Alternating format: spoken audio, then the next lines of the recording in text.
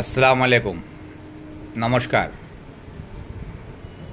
আগামীকাল 25 তারিখ রবিবার বেলা 3টের সময় ইসলামপুর বাস টার্মিনাসে একটা সভা ডাকা হয়েছে। সেই সভায় আপনাদের সকলকেই আসার জন্যে অনুরোধ করছি। এই সভার উদ্দেশ্য হচ্ছে ইসলামপুর মহকুমাকে ইসলামপুর পৃথক জেলা হিসাবে ঘোষণা করার দাবি জানিয়ে আমরা এই সভা করছি।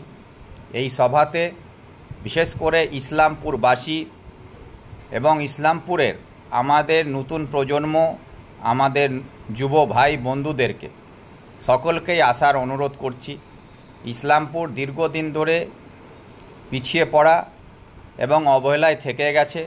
তার জন্যে আজকে বিভিন্ন অরাজনৈতিক দলের মাধ্যমে ইসলামপুর জেলার দাবি উঠছে। তাদের সকলকে আমি ধন্যবাদ জানাই এবং এই লড়াইকে আরও জোরালো করার জন্যে, সরকারের নজর কাড়াবার জন্যে এবং মাননীয় মুখ্যমন্ত্রী 2011 সালে যে প্রতিশ্রুতি দিয়েছিলেন সেই প্রতিশ্রুতিকে আদায় করার জন্যে ইসলামপুর জেলা চাই। আর নয় খেলা, এবার জেলা চাই।